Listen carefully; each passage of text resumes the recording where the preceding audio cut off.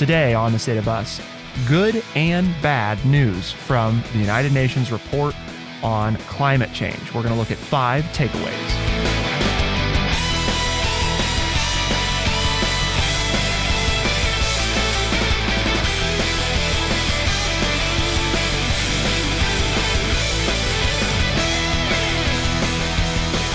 Welcome to The State of Us. I'm your host, Justin T. Weller, joined, of course, today by the friendly redneck liberal, Mr. Lance L. Jackson. We're looking at 5 takeaways from the United Nations report on limiting global warming. Ultimately, the panel produces a comprehensive overview of climate science once every 6 to 8 years, according to information from the New York Times. It splits its findings into 3 reports. The first, on what's driving global warming, came out last August. The second, on climate change's effects on our world and our ability to adapt to them, was released in February. This is number 3, on how we can cut emissions and limit further warming. So we're going to look at climate change today, which I'm sure lots of our listeners are just super excited to talk about. Regardless of whether or not you're excited, we hope that you understand it is an important topic. And the interesting thing about this report is that there are actually some good pieces, which we don't always get to talk about. Usually it's everybody doomsday. So there is some of that as well, naturally, but we're going to take a look at the whole picture, or try to. But before we get started, Lance, do we have a word of the day? We are. I'm going to try to be a lenitive individual for you today, Justin, because I know this is a topic that causes you much consternation. But the word is lenitive, Lenitive, 3 syllables. It is an adjective, and it means soothing or assuaging, lessening pain or distress. And I know that when we talk about the climate, Justin, you have a lot of pain and distress that you feel. So I'm going to try to be a lenitive individual today and try to calm some of your fears. Well, we'll see how that goes. I will say one thing that...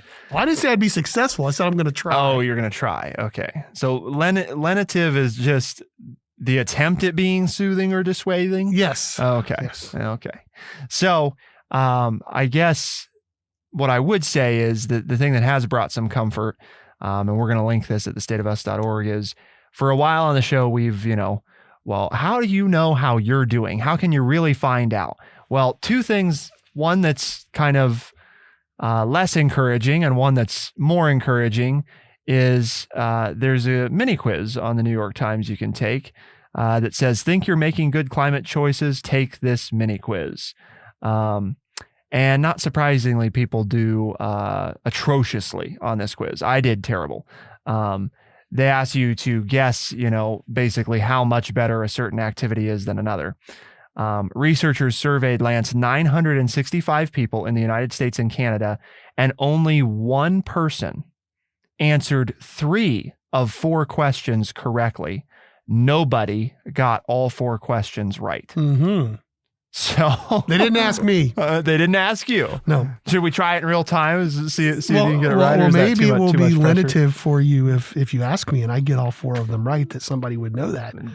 Yeah. And lenitive does mean, no, it means to soften or soothe. Yes. It's not to attempt. Okay. It means to actually do it. So. Well, we can give it a go. Like I said, there's only 4 things. So. Okay, I'll answer quickly. Okay.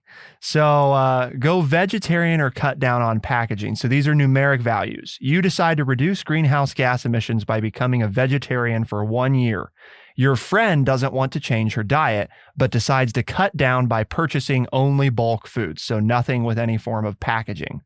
How many years would it take your friend to save the same amount of greenhouse gases as you? So you're just going vegetarian for 1 year, and your friend is saying, I'm not going to do that, but I'm going to only buy things in bulk. How long would they have to buy things in bulk to equal 1 year for you? Boy, this is tough. These are tough questions. Aren't you? Yeah, these are tough. No wonder nobody got these right. I'll say 5 years. Okay, 5 years is his answer. Not quite. You'd have to avoid food packaging for approximately 11 years to have the same impact as 1 year without meat. Where are the electricity hogs in your home? Your house generates a lot of greenhouse gases, but not all appliances and gadgets are equal. How many hours could you leave a lamp with an LED light bulb switched on and produce the same amount of greenhouse gases as a single load in a clothes dryer. So you're going to leave the lamp on. 10,000 hours. Oh my goodness. Okay. That might be a little aggressive. Incorrect. You could leave an LED light on for roughly 300 hours or 13 days straight and have the same carbon footprint as one load in the dryer. Okay. In the original survey group, the median guess was 60 hours. Maybe switch to a clothesline. Going on vacation. Say you're taking a one-way economy flight from New York to London. You might want to make up for those emissions by giving up quarter-pound hamburgers. How many burgers would you have to skip to offset that flight? These are tough. These are hard. Hey, pull out this number. I'll go one a day, 365. 365. You're in the right range. All right. You'd need to skip approximately 278 burgers. Okay. That's equivalent to all the beef consumed by the average American in 15 months.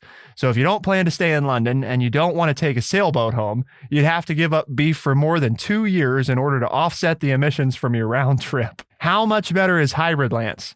You have a mid-sized car and you're environmentally conscious, so you set yourself a strict limit of 100 miles per week. If you switch to a hybrid car, how many miles could you drive while still producing the same amount of greenhouse gases? Well, when I watch TV, hybrids get like 3 times the gas mileage, maybe 4. So hybrids, so not full electric, right? Hybrids, gas and electric combos. So I'll say 300 miles. That was my guess as well, by the way. Nope. On average, you could drive about 151 miles, but it depends on the cars. For example, if you switch from a Toyota Camry to a Toyota Prius, you could drive 190 miles, almost twice as far. The study group tended to overestimate the carbon trade-off with a median guess of 200 miles. The correct range is 112 to 190. However, the answers are significantly different for electric vehicles. So 1 out of 4. Okay. There you go. Well, but don't feel bad because I did my best to be lenitive for you. You know, I did. I did my best. I got 0. Well, there you go. See, there you go. See, you always attack me with being old and not knowing stuff that I should know. And there I am. So that should be lenitive for you that I was able to, assuage some of your fears there because I got one and you got none. Yes. So what did we learn from the United Nations climate report? But I think the reason we did that, right? I mean, yes. So I definitely shouldn't eat 2 quarter-pounder burgers per day. Probably not. I've been known for that. Okay. I've been known to do that. Probably if you're looking to reduce your footprint or just, keep yourself healthy. Yeah. That's probably not the greatest idea. I agree with you that that'd be yummy. But I feel good. Right. In the moment. Or yeah, eating it, you feel good. And then later, maybe not so much. Is cheese okay? Does that help my carbon if I would give up the cheese or? Well, it would help. It probably wouldn't help as much as the beef. Just giving out the beef. Okay. Yeah. Right. That's a good question though. Man, making it hard. They let us. No beef. Can't put cheese on it. So you think Well, it'd be much better to just eat the cheese. How's that? Okay. All right. Oh. Yeah, I mean, so I can have grilled cheese. I just can't have a grilled cheese double quarter-pounder. Right. That wouldn't be good. That would be less good. But the point of doing this little survey, I mean, the reason I did it, Lance did it, is I think Lance and I generally try to keep up a little bit better with this, but it goes to show that it is tough to figure out where it comes from. And the point in doing that before we talk about the climate stuff is it should demonstrate that we all can do better at understanding this. The fact that not a single person could get all 4 questions right, and only one person got 3 out of 4 questions right. I mean, it is sad, but it also goes to show. I should have gotten 2 right because I went high on the car because I knew better than that because I have a Toyota and it gets 30 to 40 miles a gallon if I drive it right and keep everything, on the highway. And then are advertising like 50. I should have known. I mean, that was, I guessed high because the first one freaked me out. Right. You know, I was so wrong on the first one head. that played with my brain a little bit. I should have had 2. I really should have a 2 out of 4. So we've got 5 things to look at from the UN report on climate. And the first thing up is without swift action, we're headed for trouble. So the first one is not the optimistic one. The report makes it clear nations' current pledges to curb greenhouse gas emissions most likely will not stop global warming from exceeding 1.5 degrees Celsius or 2.7 degrees Fahrenheit within the next few decades. And that's assuming, big assumption here, Lance, that countries actually follow through. If they don't, even more warming is in store. That target to prevent the average global temperature from increasing by 1.5 degrees Celsius is one many world governments have agreed to pursue.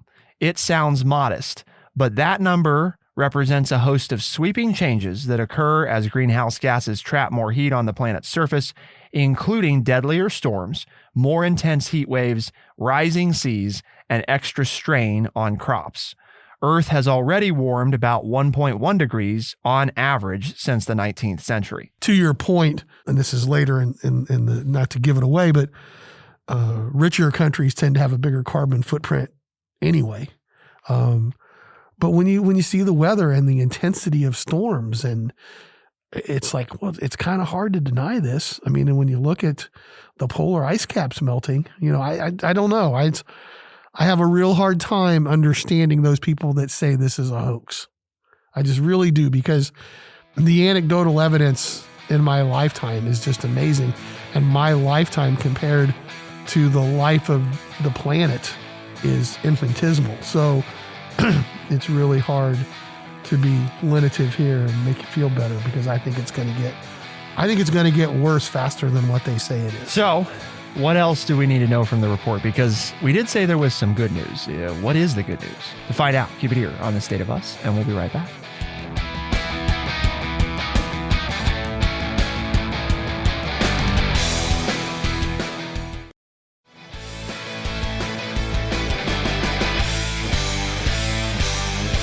There is good news on the climate, but we're not going to get to that quite yet. Got to get one more piece of not so great news, which is emissions are tied to economic growth and income. So far, the world isn't becoming more energy efficient quickly enough to balance out the continued growth in the global economic activity, according to the report.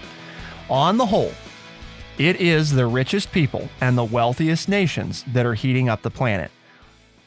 Pay real close attention to this statistic, because this is just, I mean, I knew it was bad, but this is astonishing. Worldwide, the richest 10% of households are responsible for between a third to nearly half of all greenhouse gas emissions, according to the report. The poorest 50% of households across the globe contribute around 15% of emissions.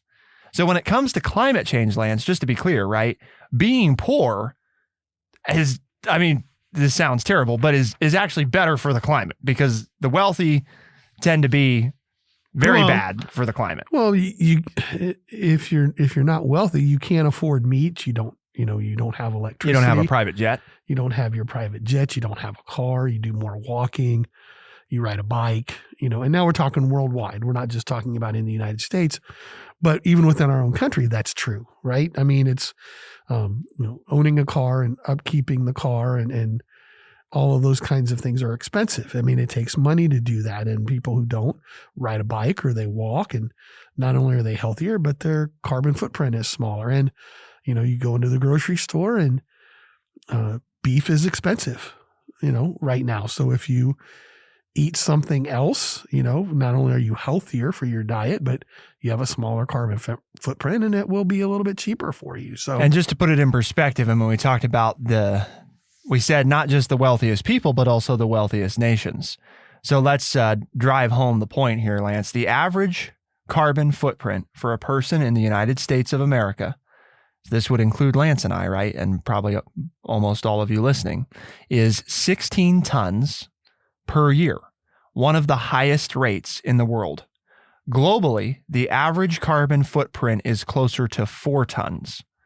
To have the best chance of avoiding a 2 degrees Celsius rise in global temperatures, the average global carbon footprint per year needs to drop to under 2 tons by 2050. And you told me off air, you are very much into this. You have solar panels on your house. You and your husband both drive electric vehicles. This is a big issue for you. And yours is at 6.5. I mean, you're aware of this. You focus on this. You make life decisions based on your carbon footprint. So you're a very concerned individual who makes decisions based on this, and you're still at 6.5. Still above the global which is global still average. Almost 2.5, 3 times more than what you need to be to actually make this better. So what does that say about somebody like me, who I'm concerned about it, but I don't make those kind of decisions to the effect that you have? Like I'll turn off lights and I'll keep the temperature low and I'll try to get the clothes out of the dryer a little bit quicker, rather than continuing to run it till they're way dry. I'll hang them over a chair to finish drying things. So I do little things, but I haven't done the big things that you do. I'm not cutting meat out of my diet. I haven't bought an electric vehicle yet. I don't have solar panels on my house. So, I'm doing little things that make me feel better in the moment. But if you're really conscious about it and you're still at 6.5, how in the world do you get to 2? I guess I would profess too that I don't claim to be nearly as conscious as some people are of it. I do. Obviously the data tells us that we are, we're substantially less than the average American. But the other difference is we do live in our own home, right? We don't live like in an apartment. We do have 2 cars, and while yes, they're electric, and yes, the energy generated is electric, we're still traveling around. We do enjoy a certain lifestyle, and that's kind of the point of all of the biggest thing that we haven't done, right? That would make, I think, the last bit of substantive difference is food. That's a huge component that we have not yet. You do adjusted. Like your beef as a former that's right raiser of cattle. Yes. You do like your beef. And we have talked about extensively, and I think this is important because it's often attributed to that. You can't really, not yet anyway, we don't know how to eliminate the carbon footprint from beef. We do know how to decrease it greatly. We've done a couple shows about that. Correct. If you want to go back through the archives, yes, you can listen to that. So yes, it doesn't have to be nearly what it is, right? And that's and there have been some gains in that area. There have been.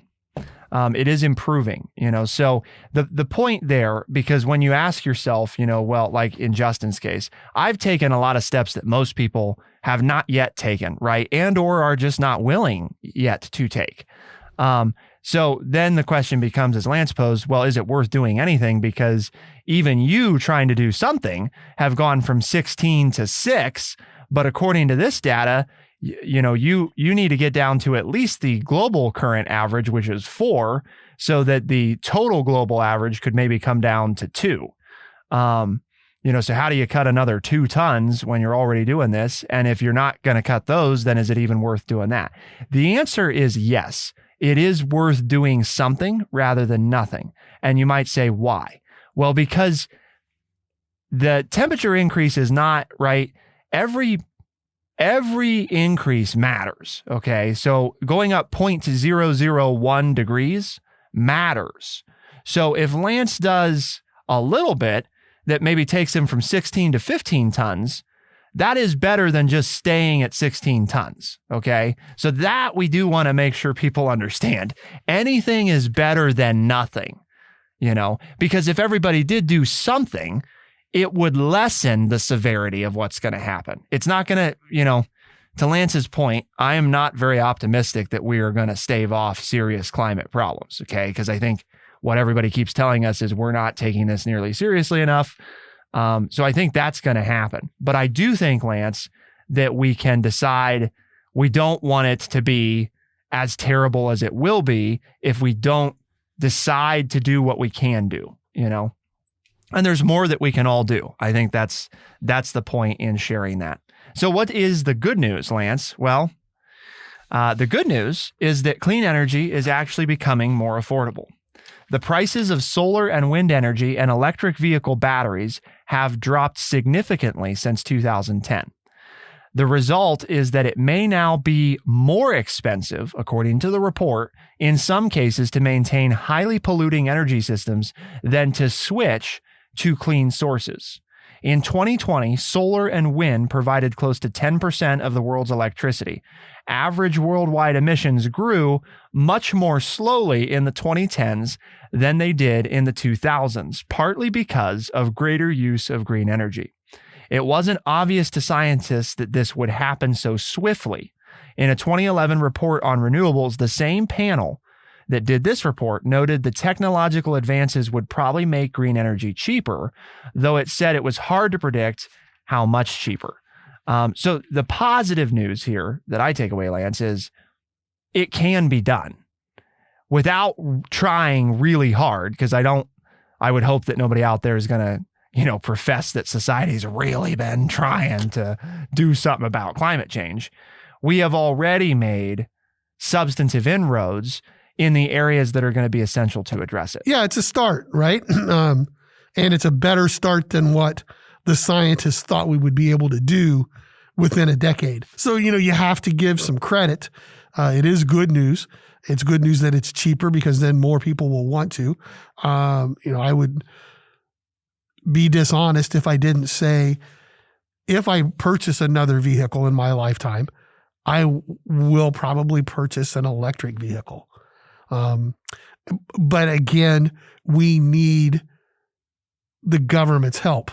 There need to be more charging stations. There need to be, we want people to live more in the cities, and we'll talk about some of the urban planning that's going on. That's good, that you don't need a car necessarily. You can walk. But for those people that are still going to have to commute to work, if we're going to want them to buy electric vehicles, we have to make it easy for them to recharge their batteries. And I'm thinking of my daughters now who live in metropolitan areas and have apartments. There's no way for them to charge their vehicles right now when they park their car at the night. methods have not been put in place. We need to do that, right? We need to do that. We need to have some more government programming about installing solar panels, making it even more affordable or more available to people. But then the other problem is we have to do something to build a grid that can capture all of this electricity that's being generated and then can be sent out to people and received by people. So there are some real infrastructure issues that need government intervention, which again, are people willing to tighten their belts and do without other things that the government does, or, oh, heaven forbid, I know this is not going to play well, pay more in taxes to build some of this infrastructure that needs to be done so that we can lower our carbon footprints to save the planet as we know it. That becomes the question, and it's belt tightening in either way. Either pay more so the government has more money to build this infrastructure, or do without some things that you're getting from the government currently so that we can build this infrastructure, so that we can all then benefit from solar and wind and get this renewable energy source going a little bit, even more so than it is. 10% is great, but what would happen if it was 50% or 60%? Well, right now, we don't even have the capabilities of catching that much and dispersing it to people. And that's my point. So we need to work on that end of it as well. Right. If we can do 10% without aggressively trying, what would happen if the world, committed to trying? And specifically, two things left from the report. What can we do about this? How expensive will it be? Well, let's find out. Keep it here on The State of Us, and we'll be right back.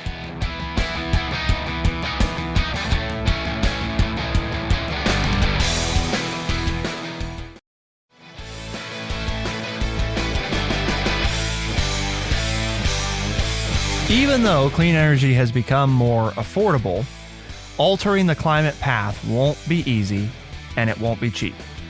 The world needs to invest 3 to 6 times what it's currently spending on mitigating climate change if it wants to limit global warming to 1.5 or 2 degrees Celsius, the report says.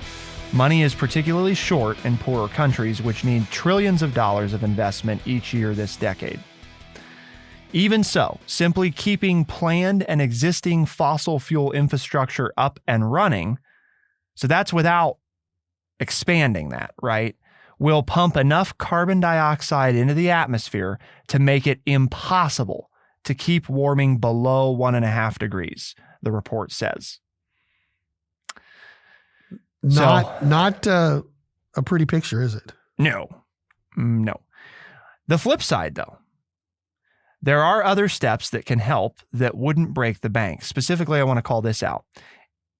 The report looks at a host of other changes to societies that could reduce emissions, including more energy efficient buildings, more recycling, and more white-collar work going remote and virtual. In all, steps that would cost less than $100 per ton of carbon dioxide saved could lower global emissions to about half the 2019 level by 2030, the report says. Other steps remain pricier, such as capturing more of the carbon dioxide from the gases that pour from smokestacks at power plants, the report says. But there's a lot of things that we already know how to do that don't cost comparatively very much. And if we did those things, just the inexpensive things, we could lower global emissions to half of what they were in 2019 by 2030. So again, this is why it's a mixed bag. The picture isn't pretty. What the data tells us, Lance, though, is that even without spending a fortune, it can be done, right? We can make real inroads and real headway, not 20 or 30 or 40 years from now. We can make headway by cutting emissions in half by the end of this decade. We're in 2022, and we're several months into it. So, 8 years from now, we can cut global emissions in half if we just do these things that don't cost that much. And I'm all with you, but I'm so frustrated because here in our small Midwestern town, we just built 2 new schools in the last 5 years. Something that I didn't think I would ever see. I taught here my entire career, and the newest building we had was built in 1956, and some of them were built in the 1800s. But we built 2 new schools. Is there a windmill? Is there a solar panel on any of these buildings? The answer is no. And you know what? The school system doesn't even have a recycling project going on. And that just, I have been talking to people since before they were built about that. And, well, it's just, we don't want to do that. If we're going to build something new here in a small Midwestern town and we didn't put solar panels up, I don't understand why that didn't get done. And then because there are other schools where they have it, and that are older and they've done it, they've invested in that.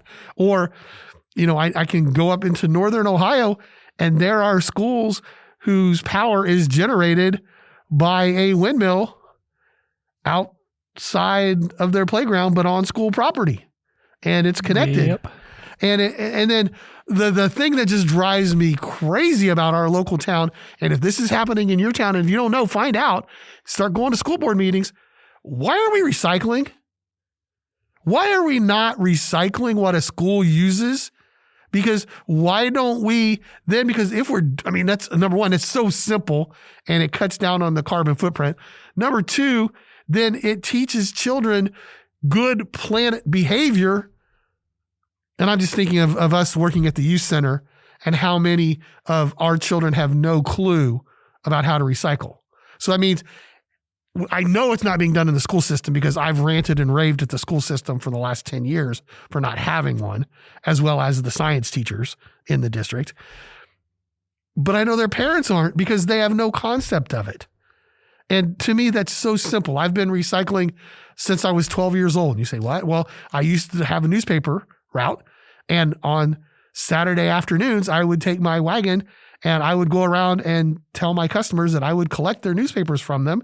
And then I would drive them my dad I would load them up in the station wagon and, moral licensing here because I'm not sure what we were burning up in the station wagon, but I would take, a ton of newspapers every Saturday down to the recycling center and get paid for it. So not only did I deliver it, but then I went around and picked it up. So I know recycling is not that hard, and I've done it my entire life. And we're not even teaching our children this. And that just appalls me just to no end, if you can't tell. I guess the other thing to mention too is if you're, thinking, well, I don't know how much are we really going to make a difference by doing solar panels on the school? If you're not concerned about, right, the carbon footprint component, don't you care about your tax dollars? I mean, because just you want to save money. I mean, a huge expense. I don't know what it is, Lance, but we can find out. I think we should. How much money does the school spend on its electric bill every month? And well, I know we talk about that at the youth center. It's an old building, and the amount of money that we spend to heat it and light it is one of the biggest costs that we have. Yep, it is a huge cost. And one thing that we have done recently, right, is we have transitioned to all electric appliances. And you might be sitting there and saying, wow, that doesn't matter if what you're doing is burning coal in order to power your electric, appliances. Well, you're right. If we don't generate the electricity in a clean manner, but we are actively in the planning of putting solar panels on. And you might say, well, that sounds like a lot of investment for, just reducing a carbon footprint. Well, here's what we can tell you, right? Already, just by going to all electric appliances, our total, because all the new appliances are more efficient than the old ones. So even though we eliminated gas heating and that type of stuff, all the new electric appliances are more efficient.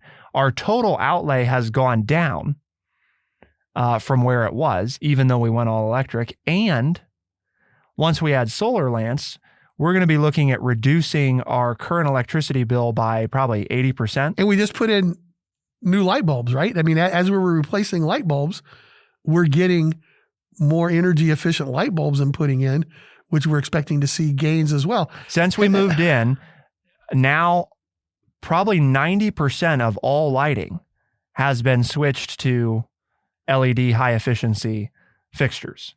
And again, you could say, well, how much does any one of those things matter? Well, it is about collectively, because you are talking about a commercial building that's serving hundreds of students, right? There's a lot of, it's a big, if anybody out there wants to pay our electricity bill, I'd be happy to give it to you because it's hefty. It's more than most people's mortgage payments, right? Substantially more than what most people pay for a mortgage. So it's a big electricity bill. But you start to do things like that. It's two things. It's a good long-term investment for your bottom line, right? Three things. Good investment for your long-term bottom line. It's good for the planet. And the last thing that I don't think we play up enough is freedom. Isn't that supposedly part of what this country's about? Is, how often does Lance joke about wanting to be free of the man? Right. Not dependent on the man. I'm not joking about it. Well, I want to be. Right. You don't want to be reliant on the man. And yet, do most of us think about how reliant every day we are on the man? Yep. Because if the man wants to take away your power, what are you going to do about it? Well, you're not going to do nothing. They're going to shut it off. Right. And you can't do anything about it. You're just out of luck. Well, you can go buy a generator, I guess, and you can burn a fortune in fuel to power your home independently if that's what you want to do. But there are much cheaper, more efficient ways to generate your power. And I just think, that's something that I think is not ever pitched as part of this, or not enough. And I think it ought to be, because it is a big component of it. And yes, it's not as material as the other ones, but it is a nice thing. It is an encouraging thing. And it's very doable. When you become more independent, when you can do things on your own and not rely on other people to provide things, that should be a freeing feeling. That should give you a sense of responsibility and pioneering and all of those things. And you're helping the planet, and you're helping the future, and you're saving money and compounding benefits. And it's really simple. It's not that hard to do. I know that we've been doing that with our light bulbs for years, and people say, "Oh, those light bulbs. I mean, my gosh, you paid so much for those." And I'm like, "Yeah, well, I haven't changed one in 10 years. So how many light bulbs do you buy?" "Well, I buy light bulbs every time I go to the store. I mean, every month I buy more light bulbs." Exactly. Okay. So if you'd add that up, you've spent more in light bulbs than I have. So, and on top of that, I helped plan it a little bit. It didn't hurt me at all, right? People, and that's the other side of this is some of these things, even if you don't believe in it, like Justin said, you're saving money. Okay. So even if you don't believe in global warming, these are ways you can save money. Okay. And who doesn't like to save money? So there are benefits here, even if you don't believe in the global warming concept, that should be reasons why you would want to do some of these things. And it's not, Lance, I think the other thing to point out, right? It's not just the hippies that are going green here. I was just talking to a local farmer the other day who has a 150 kilowatt solar installation that they put in their farm just recently. And I was just kind of like, well, why did you put that in? And this guy, I mean, he's probably about 70 years old, Lance, right? Been a farmer his whole life. And he said, well, it just made sense. We're going to save, in 5 years, it will have paid for itself. And we're not going to be relying on, the grid. And we're going to be generating, pretty much most of our own electricity. So, that was just the smart business thing to do, was to put this in. Right. And I mean, he didn't say nothing about the climate. It was just, if I can generate it myself at a fixed cost rather than pay somebody who's going to adjust the rate as time goes on, why would I not do that? Right. He's not susceptible to inflation. Right. He's generating his own power. So he's got this fixed rate to pay no matter, he knows what his bill's going to be. So he's just helped his profit line. That's the big thing I think that other people don't take into account when they talk about this is if you compare it to the cost of what you pay today, are you immediately going to save a bunch of money? No. Energy prices go up. That's the direction they go. So what about in 5 years, in 10 years? If I told you that you could lock in and be paying the same rate for electricity now for the next 10 years, wouldn't you do that? I would hope so. I would think. So why do we have this conversation, Lance? What was the point? Well, the point, as always, is that we have a mission here at True Chat, and we want to stay on the air, so we want to follow the mission. But our mission is to educate people by providing honest, open, and respectful conversations. And hopefully you've enjoyed today's podcast. And if you tell your family and friends about it and they'd like to listen, you can tell them they can find us on Spotify, Overcast, Stitcher, Apple Podcast, and everywhere podcasts are found. The State of Us is available Tuesdays and Thursdays, first thing in the mornings as a podcast. We're heard on the weekends on AM and FM radio stations across the country. I think Lance takes the victory today. I ended the week with a win. Yes. Ended with a win after that heroic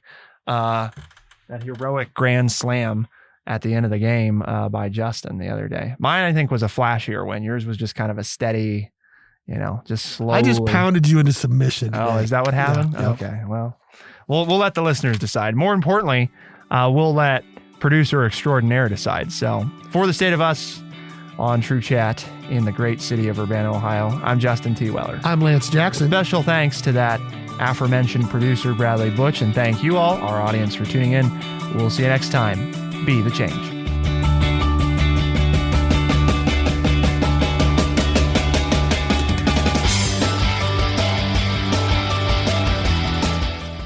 Be sure to check out our website, thestateofus.org, for books, articles, and all the ways to tune in. thestateofus.org.